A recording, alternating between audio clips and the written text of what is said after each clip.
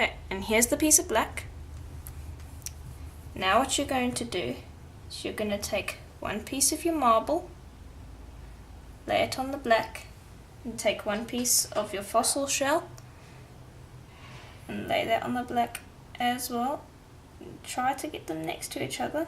This can be a little fiddly. And then smooth it out. Okay, now it doesn't matter if the seam doesn't look straight, because that's going to be covered up by our bail later on. Then I like to roll both ways. It's okay if it distorts a little bit right now because we're going to cut it out as a square again.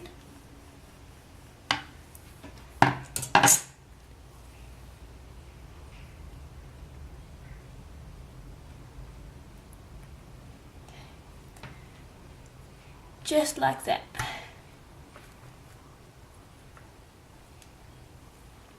Okay, so you'll do that with the other one as well.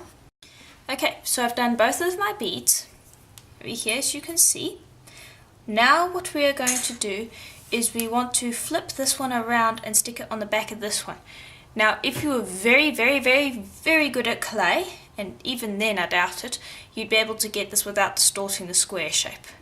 So I found a little trick to make this easier so that even beginners can do it. And the way I do that is I use a heat gun. Now excuse me, this is a it's like a Dubus heat gun, so it's really big. So this is what I use. I put it on full pressure, and what you want to look for is when your clay loses its shiny look. You want it to kind of get a matte look, and I'll show you that in a minute. Now this makes a lot of noise, so I'm not going to be talking while I've got it on.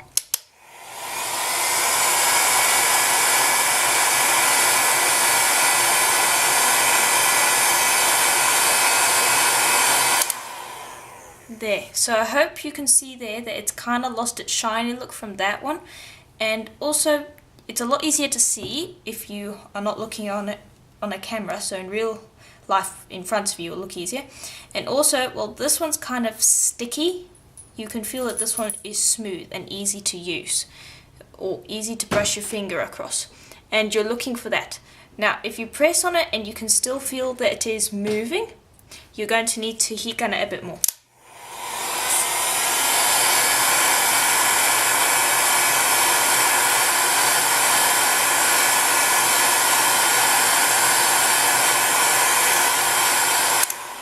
Now, an important thing to do is just to make sure that you don't go too far, because the advantage of a heat gun is that it's only baking the top of your clay, and we want the back to still be a little bit sticky.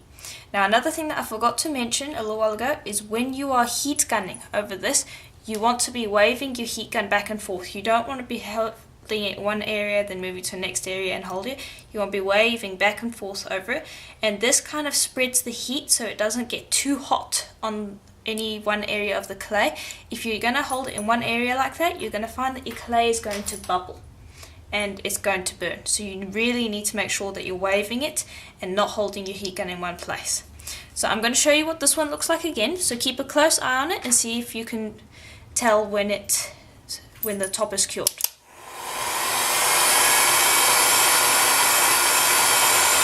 There we are, it's starting to go. Okay, so the top's about cured. And now this is a great stage for you to start crackling, but we want this basically cured, all except for the last little bit.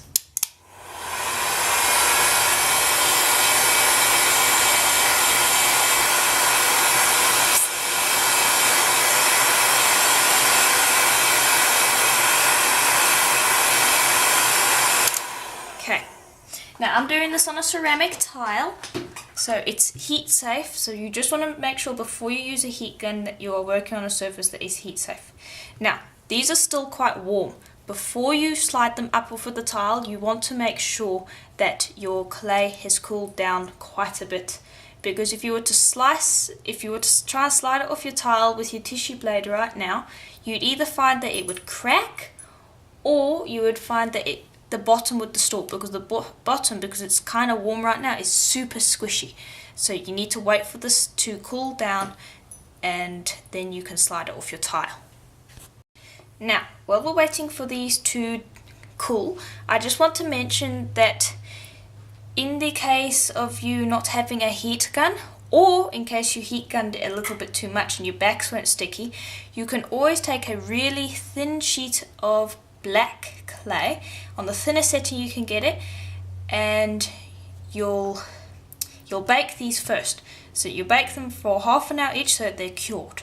Then you take each piece and you put a sheet of black on the one side, and then you take the other side and you sandwich them together, and the black will keep them together. Now this I found is easier than doing that, but if you overcured your beads, which I find happens quite regularly, it's a bit of a sweet spot that's hard to get, or if you don't have a heat gun, that's the next best thing to do. I would never ever try to sandwich these together when they are raw. You'll end up distorting them and causing a mess. So what I'm doing now is I'm just trimming around the edges so that it makes it easier for me to pick these up. Now, they're quite cool. So I'm going to bring over my tissue blade again. I'm just going to start shimmying. There. So you need to be careful. So the back is still raw.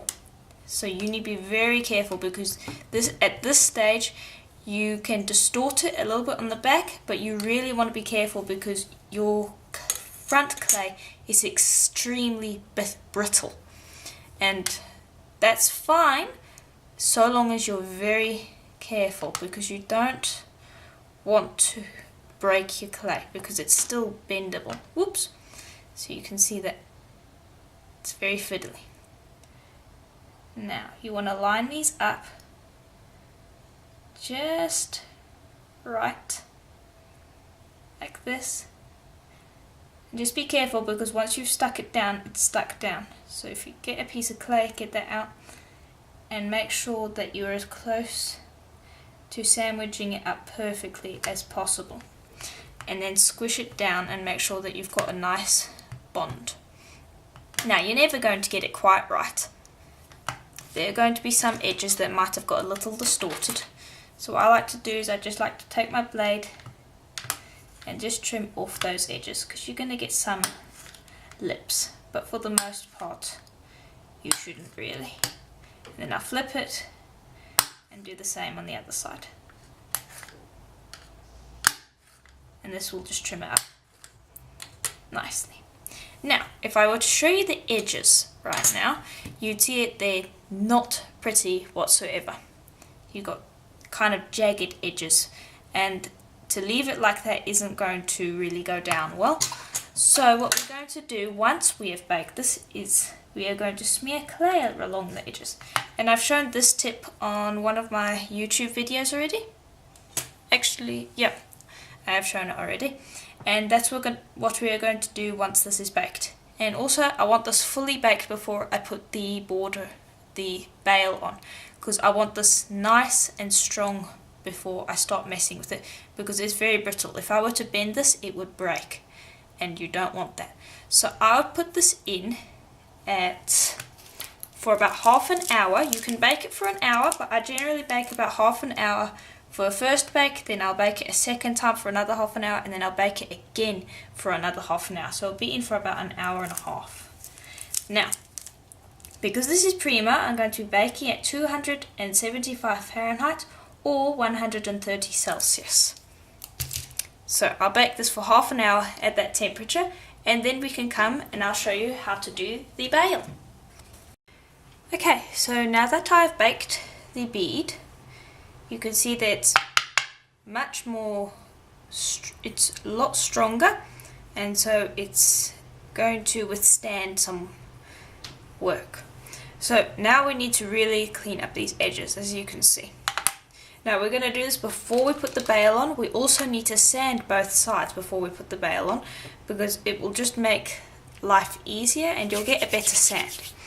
So what we're going to do with these edges is we're going to take a ball of clay, and we're going to, and this is Premo black, and I find that the black works best for this.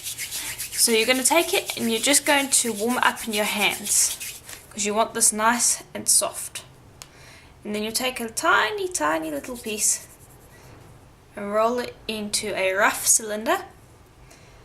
Squish it onto the edge that you want to cover.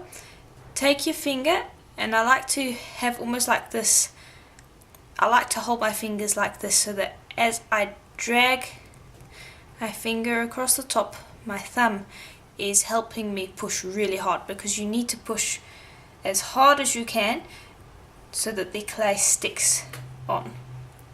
And then it's not going to come out perfect, so you need to take a little bit of time to go back, smooth it out with the base of your finger, make it shiny. If you miss any areas, just take a small piece and smear over the top of that, and then go back and make sure that you haven't missed anywhere, because this is what's going to tidy up our edges. So I generally find that I have to go over a few times. It's very rare that I get it all in one go. Then I'll just smooth it over with the base of my finger. I usually smooth over with the tip or here. I just smooth over, and the reason for this is because we can't sand this with rough sanding paper, so I can only use polishing papers, and I'll show you those in a minute. But wet dry sandpaper is probably going to take this off because we have a really thin layer. So if I put it flat now, you can't really see that, so it's not a border, it's just enough to cover up any holes and to give us a much neater look. So you can't really be going and sanding out fingerprints and all sorts of things like you would on the front or back of your bead. So you want to make sure that you've smoothed these out nicely before you put them in the oven. And I just carry on doing this until I'm happy with the edges, and that can take a little while because this is a very important finishing process. And then when I'm done, I will put it in at the recommended temperature for my brand, which is Premo. So I put it in at, give me a second, I put it in at 275 Fahrenheit or 130 Celsius. But if you're using a different brand, use the instructions on the packet, as each brand has a different baking time and a different baking temperature. I generally like to bake mine for about an hour to an hour and a half with half an hour stages. So this will be the next half an hour stage. So once I'm finished covering each of these sides, I'll bake this for half an hour. And then I'll come and show you how I like to sand my bead, and then I can show you how to put on the bail. Okay, so just brought this out the oven, and you can see the sides are pretty nice, but they're not shiny, so they need to be sanded as well. Now, I was talking earlier about using polishing papers, and these are my sanding material of choice.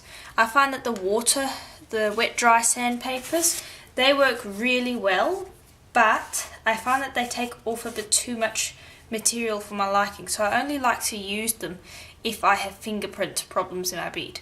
But I've looked over these ones and I don't have any fingerprint prints, so I like to use these ones. And basically what they do is they just sand it up so that you can get a really nice buff.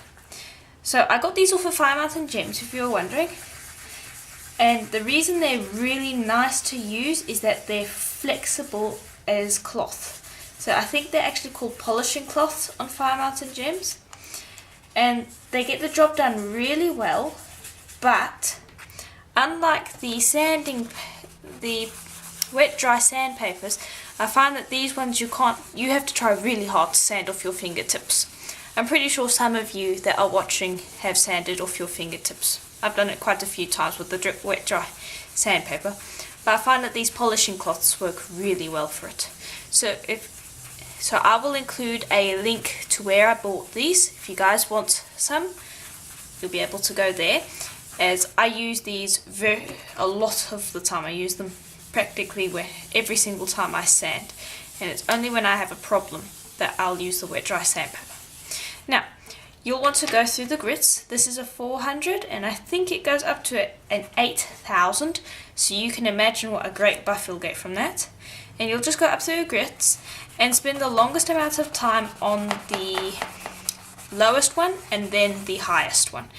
and you want to sand the edges of your bead, the front and the back. You basically want to sand all sides, because we are going to be using Renaissance wax on this once we've done our bail, and it is important with Renaissance wax, if you want a nice shiny finish, to make sure that you have a very good buff, and so you need to make sure that you spend a good amount of time sanding.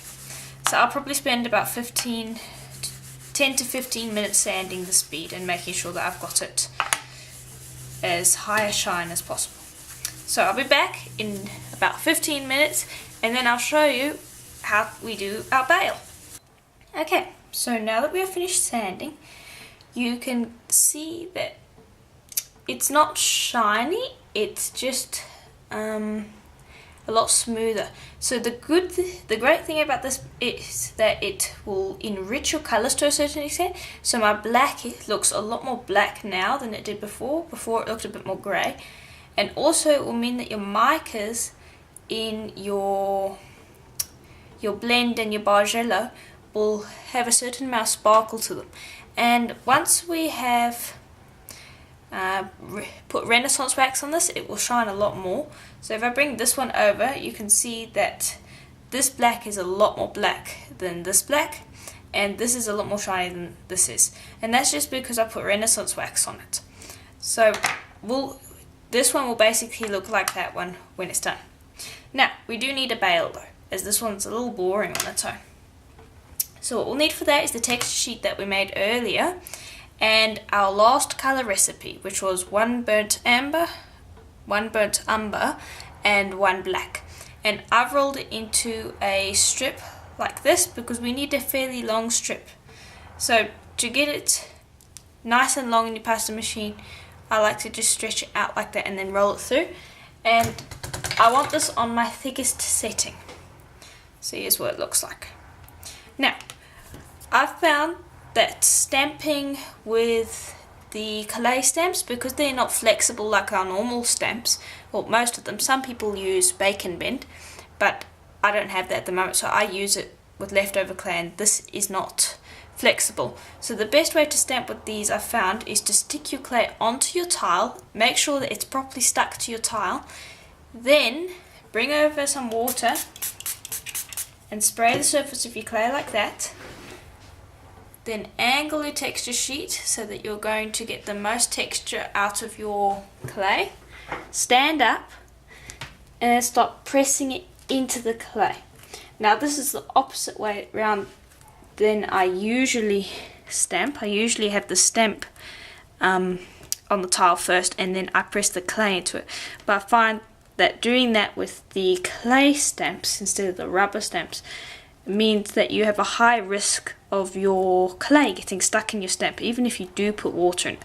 So I found that doing it this way around means that your clay is stuck to your tile a bit, and so it means that it would rather stick to the tile than your texture stamp.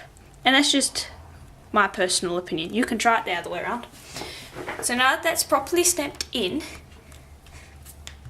you can go with a roller and make sure that you press it in properly because you want a nice imprint.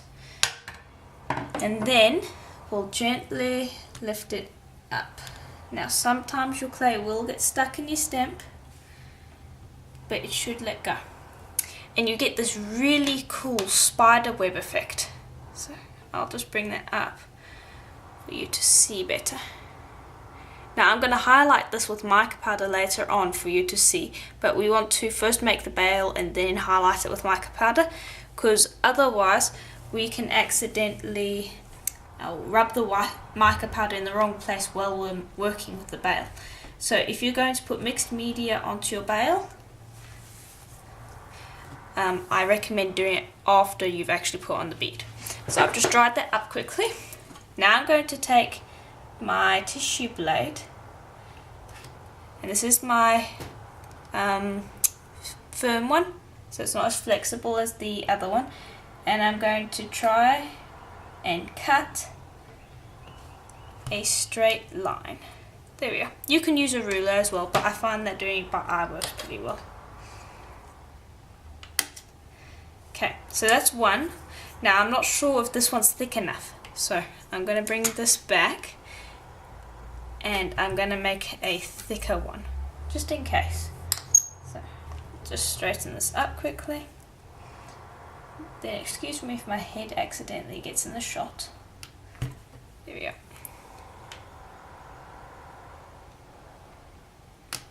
Okay, that's a little thicker than that one. Now I'll just trim off the ends, like that. So we'll give this one a shot first. Now, this can be very fiddly because this clay is raw and we have sanded it. This is not going to want to stick to it at first. So you're going to need a little bit of patience to get this right, but it will stick if you work with it gently. So I like to get it straight as I possibly can first, then I gently tap it down to clay. When you're tapping, don't tap too hard because you'll squish your texture. Then I like to flip it, rest it on my tile, careful not to press on it because you can accidentally mess up your texture. Then fold it over a little bit over the bead because that's our bail, and then bring it down flat. And then I'll have a look at it and see if I need to rearrange that because it's not quite in the middle. So it's going to, you need to spend a little bit of time messing with it, making sure that you've got it completely straight. And this isn't my strong point, so for all of you that struggle with it out there, yes, it is intimidating, but with practice you can get it right. So don't feel intimidated by it. This is something that I've been intimidated by for a long time, but I've been practicing a lot lately and I feel like I'm getting much better at it, and I never knew that I'd be able to do it. So if you do feel intimidated by it, give it a shot and practice. I've had to practice this quite a few times before I got it right, but you know, it looks really nice. It's a different style. So that's basically what it's going to look like, and I'll just show it to you like that so you can see that that's where our kumihimo is going to go through later on. Trying to get a good angle. There. So just make sure that that's big enough. I'm going for a fairly small strand of kumihimo. Okay. So now what you need to attend to are these bottom areas over here. You need to make sure that they're nice and flush with your piece. So I like to hold them like this, and this is, you have to be very careful with this. I'm going to take my blade and very slowly shave. Do this very slowly, you don't want to cut yourself. I do it to make sure that my pieces are nice and flush. And then what we'll do later on, once this is baked again, is we'll come back and do that smearing technique again so that this is black again. So if I bring this one over, you can see that I've done the smearing technique there so that we don't have the cracks. Okay, so before we bake though, we want to put our mica powder on. So I'm just making sure this bail is nice. And I'm using bronze. Now this is a mica powder that I got from Fire Mountain Gems. Oh, excuse me, it's a little bright. There. That's the mica powder that I got for Fire Mountain Gems. It's great value. You get a lot of mica powder for relatively not that much money compared to some other mica powders that are out there. So I like to just take off the lid and you can see that I've got some mica powder in there, and I like to dab my finger. And you can use a brush, but you risk going into the grooves. And then I like to just lightly brush over the surface of the texture. Don't press hard, you only want to get the raised areas. And I like to go over a few times because I want a lot of sparkle. And this is another reason why the colour recipe I gave you doesn't contain any metallic clays or pearlescent clays. And the reason for that is because I'm going to be putting mica powder on this, and so I want the clay underneath to look relatively dull and dark, so that the contrast between the mica powder and the clay underneath is high, and it just brings out a bit more of a pop to the piece. And just go over and make sure that you've got a nice thick layer of mica powder because you want it to be nice and sparkly. Okay, there we go.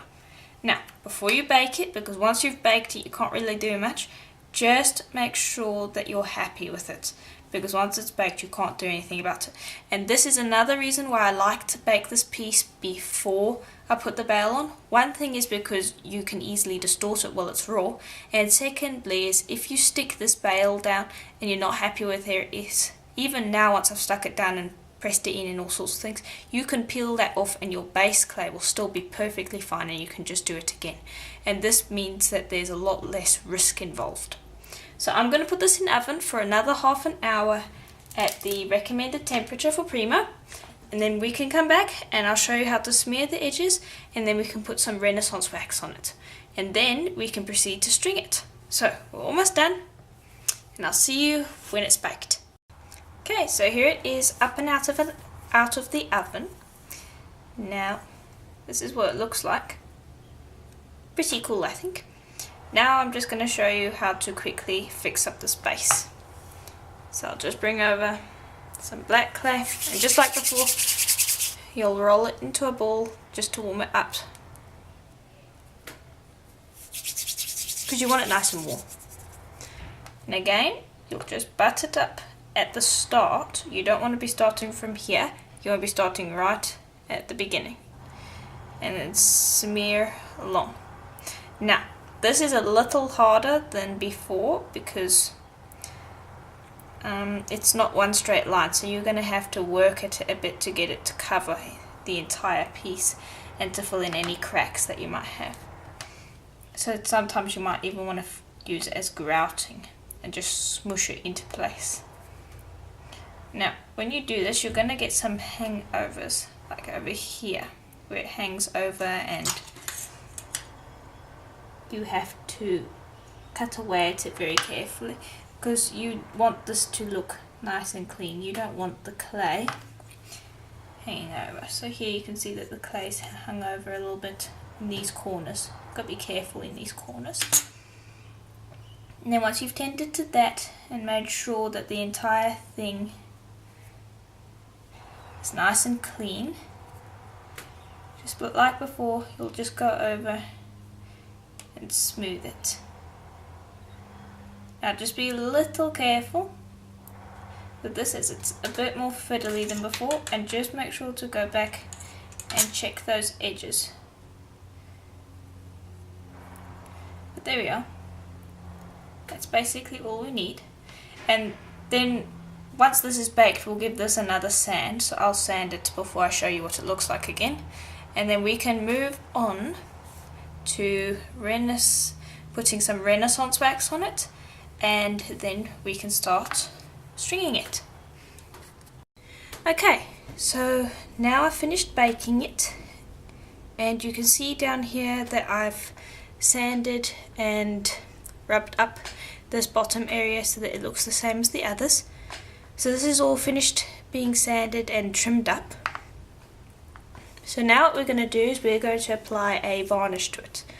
Now, you don't have to apply a varnish to this. It is best to do it since we do have mica powder over the top of this bail over here, and if it received a lot of wear on your neck, it could rub off. So it's always best to put some sort of a sealer on here. Now, I recommend either using a wax varnish or spray varnish. PYM2 works pretty well, but I'm not going to use that today. You could also use Varathane, but I find that it gives too much of a glossy look for my taste. I'm going to be using Renaissance wax. Now this is my new favourite varnish or sealer. I just feel like it doesn't give such a bold glossy look as I find that the Varathane does. So what I'm going to do is I'm just going to take a cloth and rub a little bit of Renaissance wax on it, and I'm going to close up the Renaissance wax because it smells quite a lot, so you want to keep that closed. I'm just going to take that and rub it over the surface of the bead. So you can see there that it's already quite shiny. Now I'm going to do one side at a time, and I'll do that side as well. Now it's if you have a buffing wheel, you'll take this over to your buffing wheel and give it a really good buff. But if you don't have a Dremel, and I know that a lot of you can't afford a Dremel, so you can also just take it and you can hand buff it. So I'll just take another piece of the cloth and just rub it up and down the piece like that, and that will smooth out the wax, because when you first smooth it on, you'll find that there'll be little streaks. So you want to take this and just rub it on like that. Now you can give it a few more coats, but if I were to turn this side over to this side, you can see it, this side doesn't have quite the same colour as this side. So this side has a bit more of a sparkle to it. I like to give it about 2 coats, and you want to cover up the bail and both of these sides and the bail down here, and you also want to give the sides a good buff on the, you want to give the sides a bit of wax as well, so the entire bead is covered in the wax. Now, one thing that you do need to keep in mind when you do this is the wax is going to stay wet for a little while. So for the first 10 minutes it's going to be quite wet to the touch, I've found. So if you were to run your finger over this, you would mess it up. So just like any varnish or sealer, whatever you use, you want to just let this sit, and you want to let it dry for at least half an hour before you start fingering it. And you want to let it dry for at least an hour before you actually start wearing it as jewellery. So I'd leave this for about half an hour on this side, let it dry, then I'd turn it over, do the other side, let that dry for half an hour so that I can touch it. Then I'd start doing the top of the bail over here and start doing the sides. You just want to keep in mind that you don't want to be touching the part of the bead that has wet wax on it. So that's just something to keep in mind when you are using the wax. So next time we'll come back, I'll show you how to string it on kumihimo.